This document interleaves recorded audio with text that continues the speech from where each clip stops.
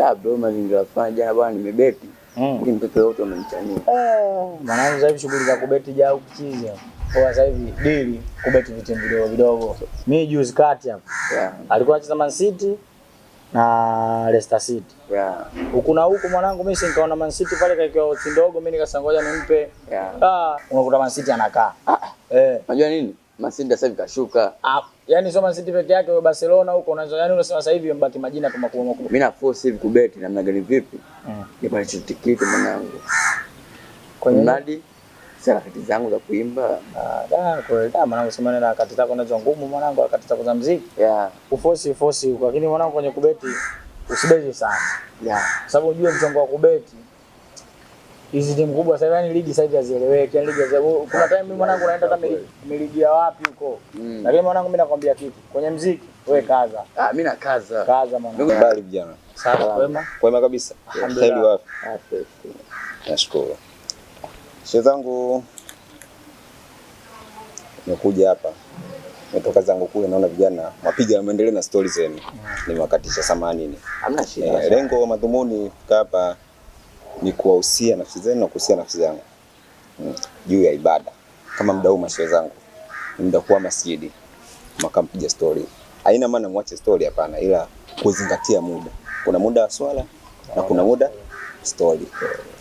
Hiyo ni za kuzingatia na kupita. Na hata vitabu vinaandikwa na vimeandikwa na mpaka sasa hivi viko. Sasa shehe wangu ni kuwapa tu usia. Usia nafsi yangu na nafsi yenu. Mdau mwanatoe sehemu fulani ya ibada. Imani yako, imani yake, shikamane. Kesho akhera vivyo tukasema viwepo. Swadida. Kwa shehe hivyo tu. Mdau sio kukaa kupiga story. Sisi shehe wangu tunakuelewa. Tuombe radhi tu. Kwa sababu tumekaa hapa. Tunatoka zetu mtaani, unajua tena najua kali ndani joto. Tukasema ngoja bwana na kijana mwenzangu huyo tuende kwanza kwa mwanangu, nimemkuta kwa mwanangu. Ndio. Kuta kwa ndio eneo letu. Tutaenda wapi? Tunataka zetu dukani hapo mambo tutachukua kitu. Na tumerumbua hapa ndio foto hiyo. Kwa hiyo story. Sasa sisi wangu tumekusikia, tumekuelewa. Tukaidi kwamba tutalifanyia kazi swala. Nashukuru. Mafupi na lazima tuweke amana kwa Mwenyezi Mungu.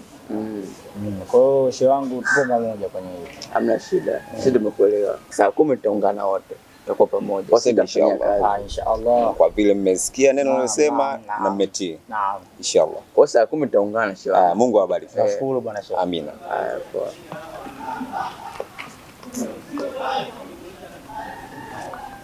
Alivokauka. Wewe mashehe wengine watakuja kukupa dhambi tu. Sio mchongo tu shehe. Ana wote yangu. Wana dhambi sana huyo tuswali. Sawa tunaelewa tutakuja tupene dhambi.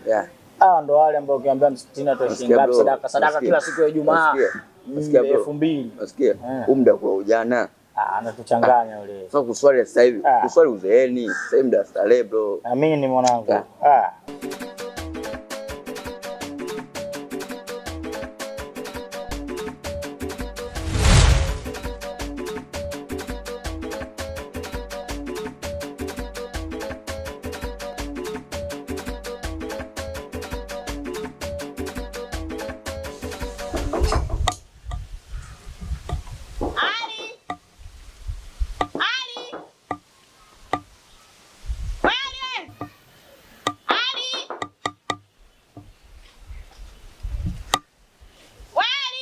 Karibu jirani, karibu. Yaani bora hata nikukuta hapa. Maana ningeondoka bila kukuona. Yaani nisingekuwa na amani kabisa. Kwa nini tena jirani yangu? Unajifanya uelewi. Hivi wewe Ali, nikwambia mara ngapi ili unielewe? Tusalimiane kwanza. Tusalimiane jirani, tujaonana siku nyingi, tusalimiane kwanza. Unaona salamu mali sana Ali, sikia nikwambie. Ni mara ngapi mimi nakwambia kuhusu hili swala lakini sikuelewi? Mbona tangu muda sana nakueleza? Bomoa kile choo chako pale. Sitaki. Mbona unataka kunielewa lakini? Unaona nitafuta nini kwani wewe? Sasa jirani, kama jambo ndo hilo, subiri basi. Taratibu mimi ndo ninafanya utatizo. Unaona taratibu za ujenzi hizo nini? Vimbao mwenyewe nimeenda kuvifuata hapo ndani leo na kisehemu changu kidogo nitatengeneza hicho kicho. Nitabomoa jirani, nivumilie. Sikiza nikwambie, nishachoka kusikiliza hizo kelele zako kila siku. Yaani kila siku huku nikija hapa. Subiri kidogo na malizia hiki. Subiri kidogo na malizia hiki. Lakini utekelezaji sioni. Kwa sababu gani? Nakuomba jirani yangu. Sasa mimi nakwambia hivi, nimeshachoka kuja hapa kwako kila siku kuongelea hili swala. Kinachofuata, sitakuja tena hapa. Hapa itakuja serikali, ndio itakao kuita utaenda huko. Mimi nimeshachoka. Maana ni muda tu nakwambia kwamba muda tu. Yaani tusifike huko jirani yangu, tusifike huko. Mimi nimekuelewa. Nitakibomoa kile kichoo. Nitakuachia eneo lako. Mimi nitaendelea kujenga choo ndani kwangu. Mimi mwenyewe nataka eneo langu lote ili nizungushe fence. Nakwambia toa uchafu wako pale utaki kuelewa. Sio una matatizo gani wewe? Sasa ninavyokuambia, kuwa makini. Basi sawa.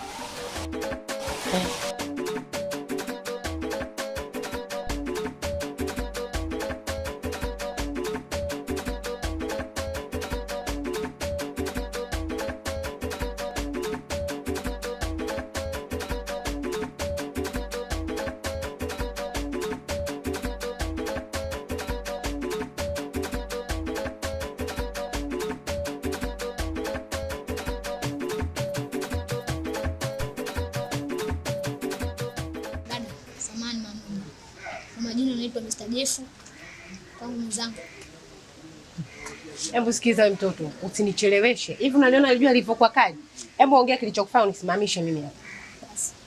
Unajua tangu natoka kule, hadi moyo wangu umepokea sana kukupenda. Umemaliza? Mimi ndio wao ndakwambia. Hivyo una akili wewe?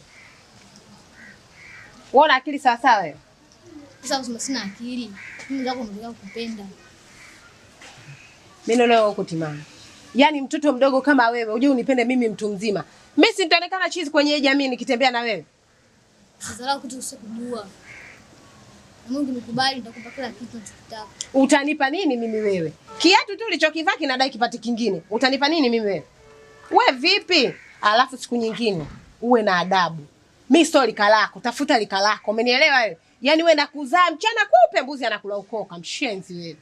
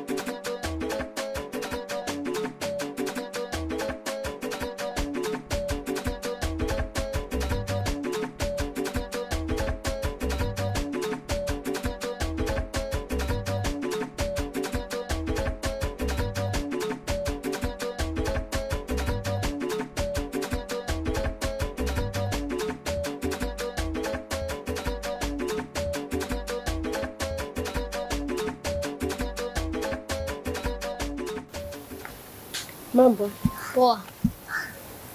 Kumbe mzuri hivi. Nimekubali. Kweli? Kweli. Nikumbatie basi.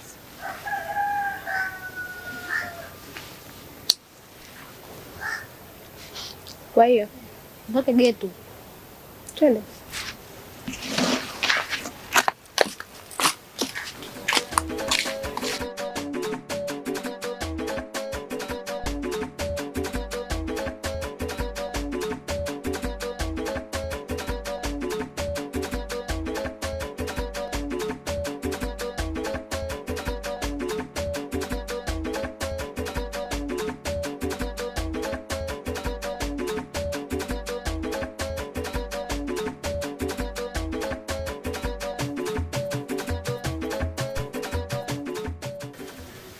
Bwana inakuaje?